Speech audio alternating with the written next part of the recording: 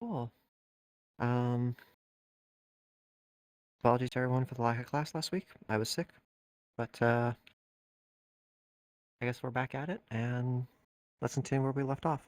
So last week is a refresher for everyone because it's been a little bit. Last week what we did is we covered function I/O, and variables.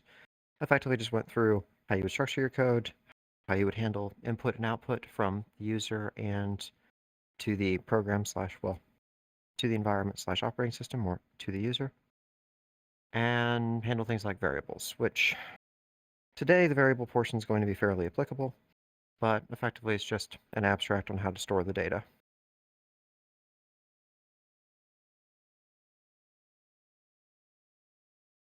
All right. Anyone has any questions over this week as we're going through it, or needs a refresher on any of last week's materials? Please drop a question. I'll happily clarify.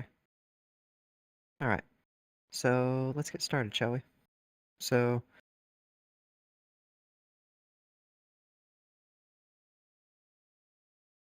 this is going to be on. So this is going to be on this week. This is going to be on loops and conditions. So effectively, we're actually going to start adding logic into our program, right? We're going to start having it be like, if this, then let's do that, right? As well as implementing code and the like that allows us to iterate over / go over a set of data, whether something we pulled from the OS or something that was provided by the user.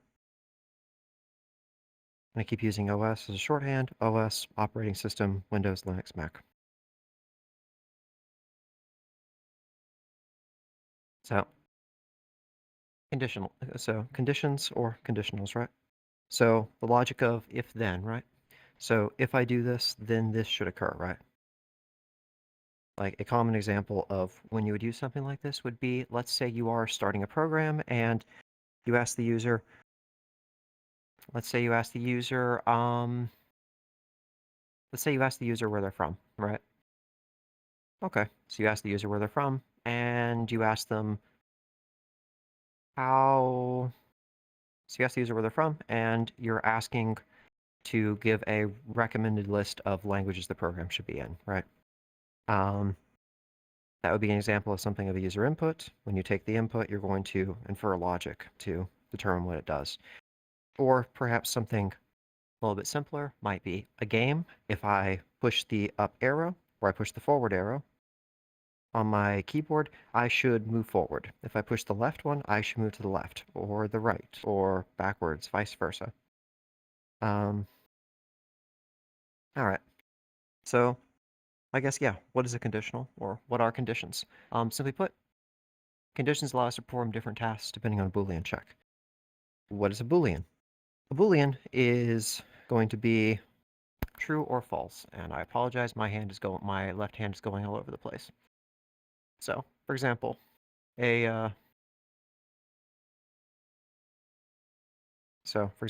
one way to look at this is a fork in the road for our program's path, right? So, for example, on this, it's going to be if this.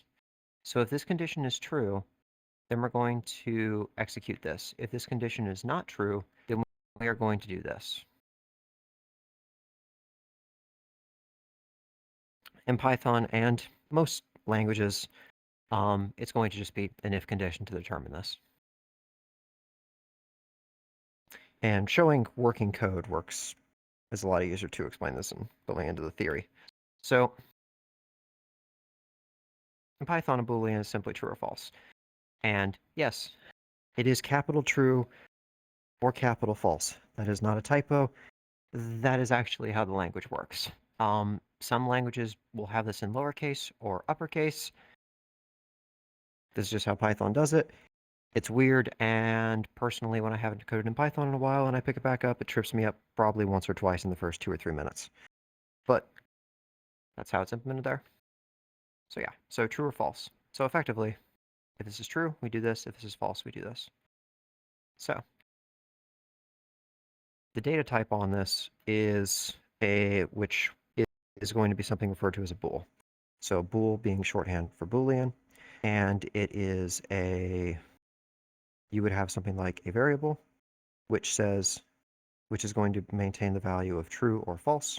So for example, I could functionally replace this with a variable, and if the variable held true, it would execute this. If it held false, it would execute this. A fun question here, and if someone is keying this into a IDE or replet, I believe this is actually going to throw a warning on your screen, but in relation to the comment below here. But that's a question. Is false ever going to print here, the way this is done?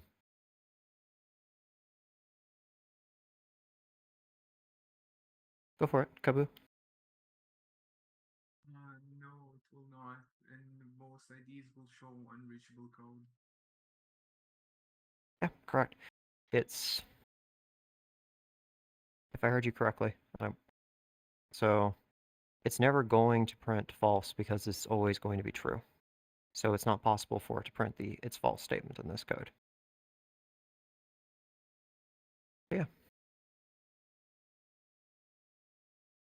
Let me jump to the next slide real quick. Actually, let me ask, does anyone have any questions on this part or anything so far?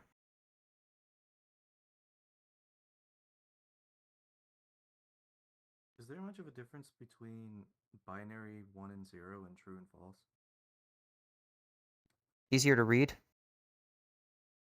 Not really. When you really break it down to a lower level, not really. Because at the end of the day, it's a... How in the weeds do I want to get on this? In terms of program abstraction, it's a different data type. It's going to be interpreted the same way in a lot of languages. In terms of how it actually works under the hood, it's effectively the same thing, 1 and 0 on that. The logic being that there is a signal present on this logic gate. I can do a very quick little setup on this. So I don't want to get too in the weeds on this, but like you would have a, I did not mean to write right over the text. Brilliant. So the logic on this would be that there will be a gate, right? So you're going to have a gate, right? And there's nothing in this gate. Okay, so there's no data. So there's no signal here. We are effectively false. We're never going to take this execution path. If there is something in this path, then we can assume that yes, this data does in fact, there is something in this logic gate, and therefore we should take this execution path. 1 and 0. It's also partially why people refer to, also partially why it's referred to as a binary system, like as a binary implementation, right? Where it's 0 or 1 here. So being 0 or 1 here, there's either an electrical signal or there's not an electrical signal under the hood. So to answer your question, not really a difference. Your program might complain to you about it, but under the hood on how everything's working, not really. Does that answer your question? Yeah. So in other Cool. words, it depends on your compiler, but for the most part, it is going to treat true and false as its own data type. Correct, exactly. And at the end of the day, the data type is, yep, and at the end of the day, the data type is just an abstraction upon this. So, yeah. Like, true and false is a lot easier for someone to visualize than this is a 0 or this is a 1. Like, who wants something that's a slight tangent, but probably a good representation here.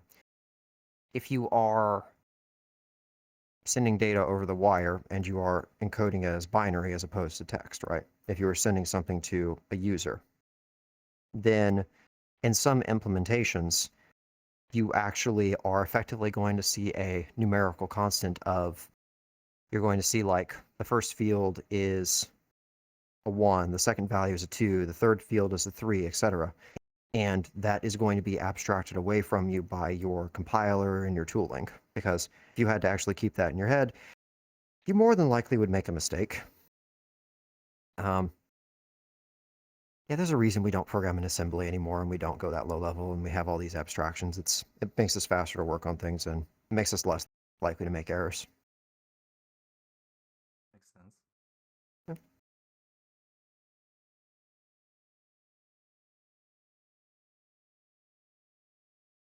All right, so what can be Boolean checked? This is fun. So effectively, and this depends on the language a lot, but in the case of Python, it's going to be, you can compare strings to strings, you can compare you're able to do something like compare numbers, right? So, for example, double equals is an equality check, right? So, if we equal 1, then, okay, if 1 equals 1, this should equal 1 unless we've terribly broken something. But this should equal true, right? We have 0.99. Okay, this is less than 1. Therefore, this is also true. And what I mean by true in this is if I were to put it into a if statement, it is going to evaluate to true. It's going to execute that respective code block. Else, it is going to not, right?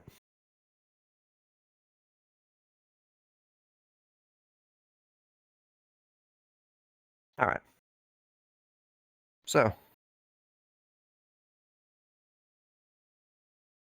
another one we have is if 1 is greater than 1. This is never going to happen. 1 is equal to 1, but it's not greater than 1. So, because of this, this is actually always going to be false. Is 1 greater than or equal to 1? It's going to be true. So, effectively, what we're doing here is we're just doing a comparison here, right? So, we do also have an example of, like, for example, A, right? Depending on what A is set to, A could be a string, it could be any string. So, if we were to assign, this is a typo, that's worth noting, but okay. So, for example, let's say A is equals green, right? And A is actually, in fact, a string. Okay. In this scenario, this should be true. However, because A would have contained the value of green, this is going to be false. I'm going to apologize for this here, for this typo here. But yeah, also, you can do what's referred to as a type check if you want to. There's not really a whole lot of reasons to do this most of the time, but sometimes you do need to. So, for example, I'm going to pass the value cat into a function referred to as type. What this is going to do is this is going to tell us that this is a string, which it is. It should return that back to us as true. All right.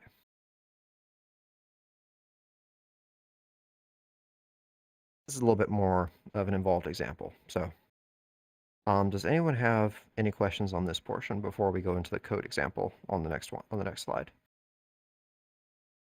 have a question. Yeah, go for it. I'm new to this computer science stuff, so how is that a typo? What do you mean? What you said over there for A would be green, and it would be incorrect with red. Yeah, there's a typo on this. So the typo on this is two things. One, I didn't put a double equals here. So this is actually going to do a, I guess this may not be the way we've written this. So if you wanted to, there's two ways to view this, right? So what I would have preferred to do, and keep in mind this slide was written a year ago, and I just did not add this note when it was done. But on this one here, if it's a single equals, it's an assignment operation, meaning it's going to set the value of A, right? So the way it's currently written is A is going to be set to be green. Okay. And green does not equal red. So this will return false. What we could have also done here, and the reason I say this is a typo, is my intent had actually been to do a double equals on this portion here to show a equality, to show that you can also do a double comparison on this, or a comparison on this, right? So equals equals green, right? That's what I had meant to. Functionally speaking, there's not really anything wrong with this code. It's just the intent is not exactly the clearest on what it actually does, or how I wanted to demonstrate it. But I apologize for the confusion on that. Does that make sense, or does that help? Yeah, it does. Thank you. Anytime. Glad to help. All right. So this is going to be a fun one. So here's an actual program. The rest of that was just, here's some code. There's an actual program we can run. So the input function is something we covered about a week ago, I think. But actually 2 weeks ago, because we didn't have class last week. But the input function, what it's going to do is it's going to take an input from the user. In this case, we're going to request the user for an integer, and then we're going to convert it to an int. Okay? It's because what they're going to give us at this point in time here is they're going to give us a string whenever we get it from the input function. And we're going to, at the end of the day, this is all we're just basically getting it from the user. Because we've gotten their input as a string, we've cast it to an int, and now we're assigning it to x. So we have a first conditional check on here. In fact, we have 3 conditional checks here. And we didn't really cover this so far in this lesson, but elif. If you are familiar with programming in some other languages, this is the same. This is an equivalent of else if. So the way this works is if the condition above is not true, then we will check the condition below. And if that condition is true, then we will execute the code in here. If not, we will check the next condition, and then we'll continue down until we hit an else block. So, for example, on this one, our first check is x is less than 0. So we have a little check here or we have a little block of code here where we're actually going to now, because we don't want a negative number, we're just going to assign x to equal 0, and we're going to let the user know that their negative value has been changed to 0. Let's say we received a 0 from the user. We're going to print back to the user that it was a 0. If it was a 1, we're going to print back to them that it is a single. Could have also been 1. Doesn't really matter what we put in here. We're just giving some indicator back to the user. And, of course, this example is purely academic, functionally speaking. This is pretty useless. What you would normally do is you would just print the value of x, but it's a good way to show the conditionals. But if all these conditions above us are not true, we're going to execute this else block, which is going to print the word more.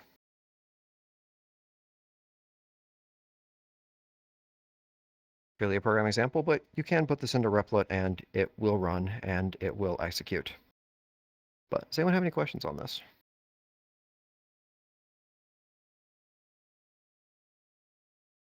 Excellent.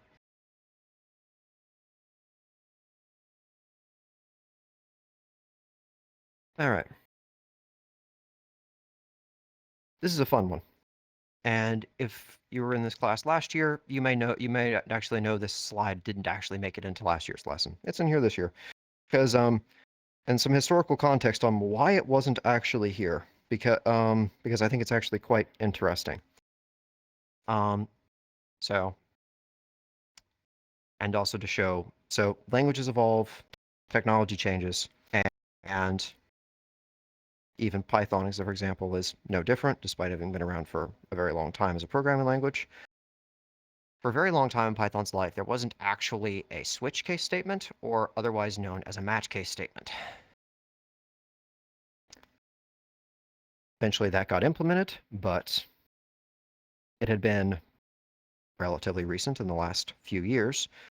So whenever this slide was originally written, myself and my colleague Epple, we actually completely forgot to include this slide because we forgot that match cases actually exist because they hadn't existed for the bulk of our time using the language.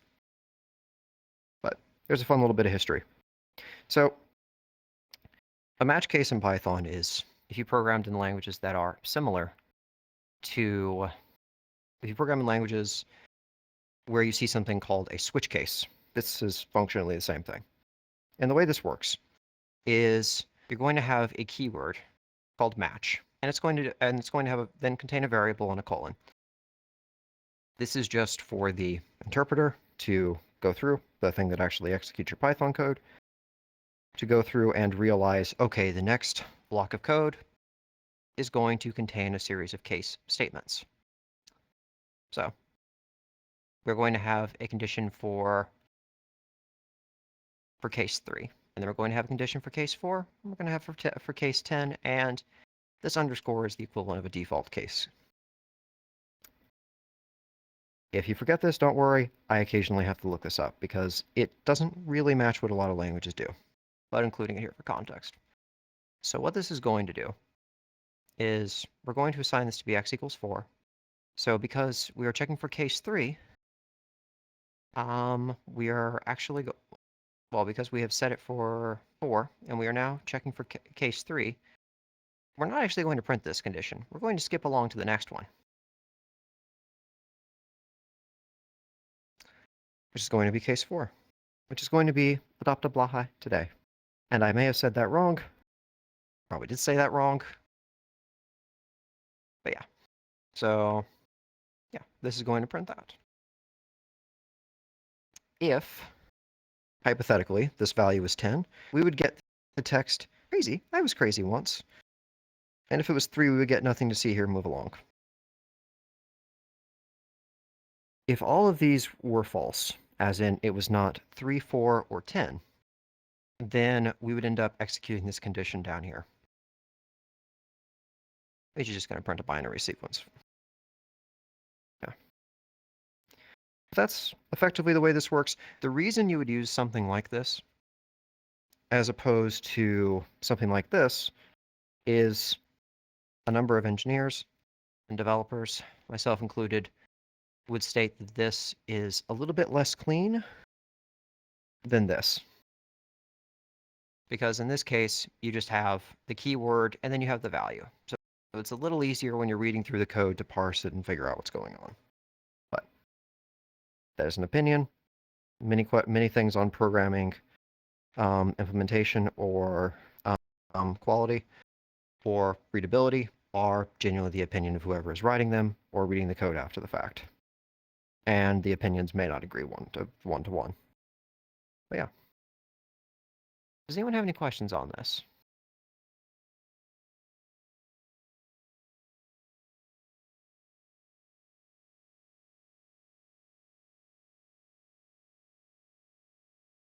All right.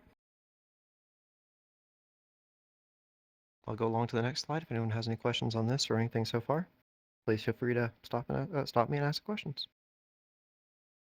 Okay. So now we're at loops, which I love the phrasing on this. And again and again and again and again and again. So what is a loop going to do? Well, what a loop is going to do is and I feel like the diagram over here does a pretty decent job of it. So you have a thing that you want to do, and you're just going to repeatedly do it. So, for example, let's say I want to let the user know. Let's say I want to. Okay, here's a good example. Let's say I have a clock on the user's desktop, and I want to be updating the time, and I want to update it every minute. I would have a loop that I run, and I would basically keep running the loop. And on every minute, or every hour, or second, depending on how I've implemented the clock, I would go through and update the text for the user. Loops are pretty powerful and a very fundamental concept of programming because you more often than not are going to have to iterate over a chunk of data a fair amount of time. And that's what these are commonly used for, is they're going to be used to iterate over data you receive, whether that be from another program or the user. And I guess to clarify what I mean by iterate, what I'm referring to is I'm referring to like, for example, I have a set of numbers from 0 to 15, right? Or 0 to 100. I'm referring to basically iterating through that list.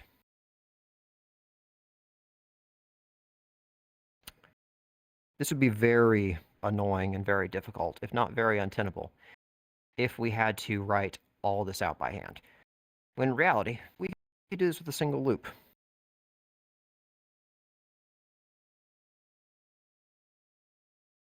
Would be the way we would do it without a loop. Not really very tenable. Okay. So the way we would most likely do this, and best implementation to this, would in most people's opinions, because we are iterating over a finite range, or a finite set of numbers, between 0 to 100. Because we know the loop will eventually have an end, we're going to use a for loop here. And a for loop, its common use case is to iterate over a limited set of data, is to iterate over a finite range. You would not use this if you did not know how long it was going to iterate over or how long you were needing to execute it. We have another loop that we would use for that. We'll cover that later in this lesson. But a good way to visualize this is we have our start. We go through. We see, is this the last item? If yes, we'll end the loop. If no, we'll do something. And we're going to continue to execute this loop or this portion of the code until we finally get to a point where we're done with execution and we hit end. And that would be because we've gotten through the last item we were going through. We should have a code example on this. Yep, we do. So,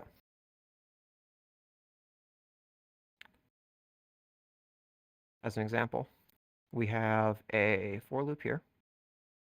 And for loops provide the basics to go through a finite list of items. And that's our intended use for this. So we have what is referred to as an array here. This is going to be an array of strings. The words are going to be cat, window, and I knew how to pronounce this a year ago, but defenestrate.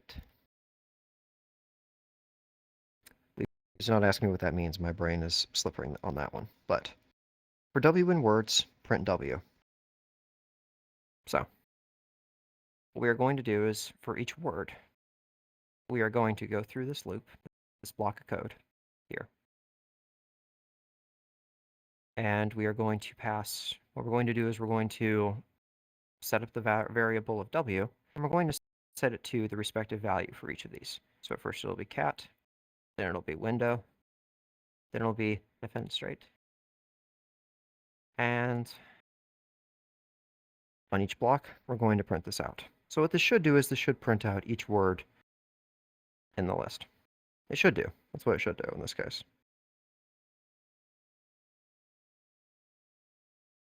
Before we go over to a while loop, which is how we would determine if we are, or which is how we would handle a situation where we don't actually know where it ends. Any questions on this so far?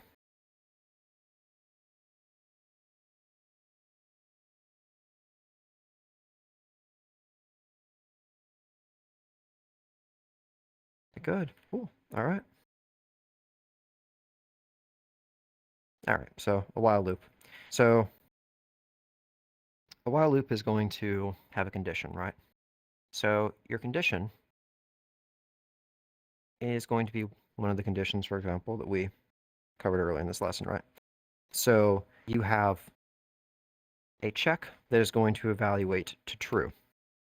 And when your check evaluates to true, like for example, 1 equals 1, or green does not equal red, while that is the case, continue execution of the loop.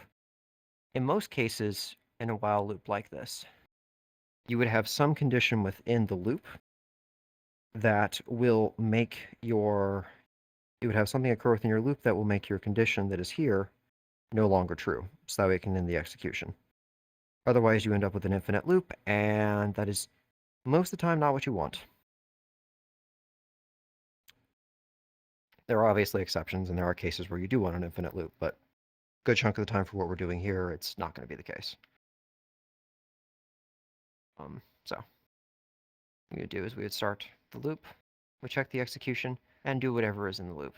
And we'll continue going through until the condition is no longer true. When the condition is no longer true, we will end the loop.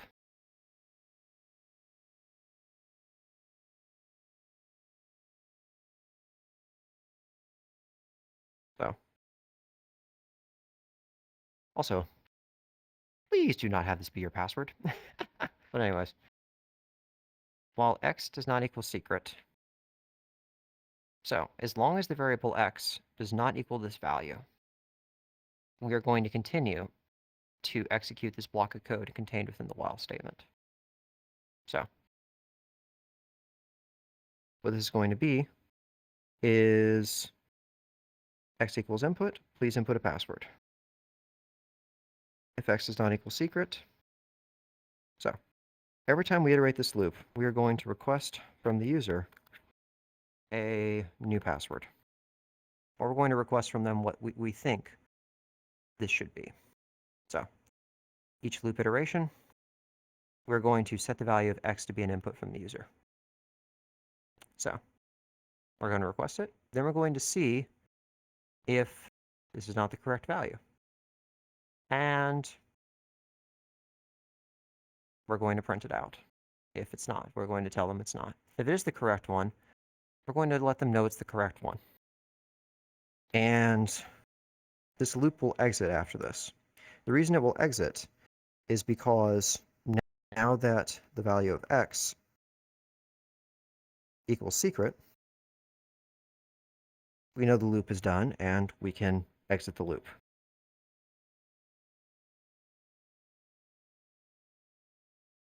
For the curious, yes, there are ways to exit the loop early. We're not going to get super in-depth on those here, but there are ways to do it. Yeah. For context for the curious, the keywords are, if you want to do some reading on it, and I can provide some additional context on this in the Discord if anyone is curious, but if you had wanted to exit this loop early, what we could do, for example, is, because let's say we had a lot more logic here, we could actually make this be, we could put what is known as a break keyword here, and that will immediately exit out of the loop.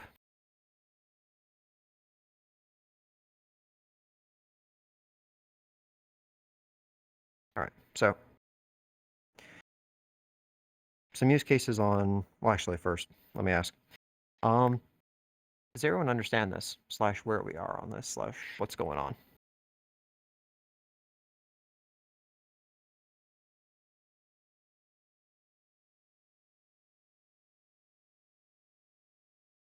All right, cool.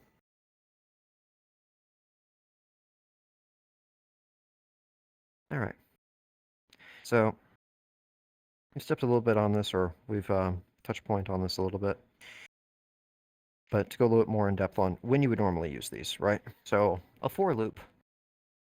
With a for loop, you know beforehand how many times the loop will run. Like, for example, you know I need to iterate over a set of 100 numbers. Okay, I should use a for loop because I know when it's going to end.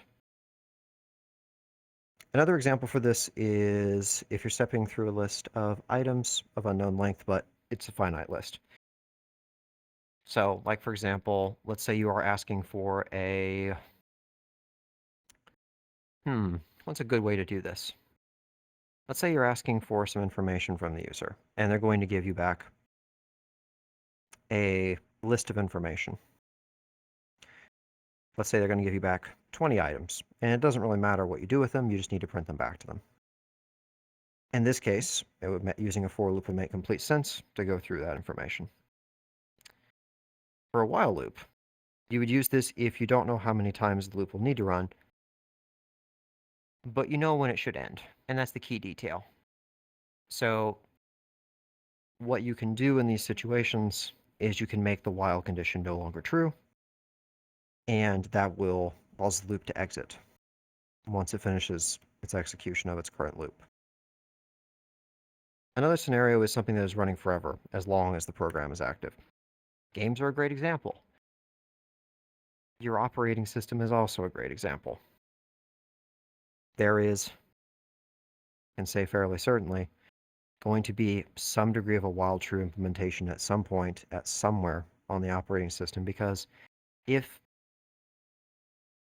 it could just arbitrarily end, then you would definitely not be very happy with it. Turn on the machine and be like, oh, it's finished what it's doing, now it's going to turn off. It's like, no, I need you to stay on so I can open another program. As an example. All right. Do we have any questions on this? Either the previous slide or anything up to this point?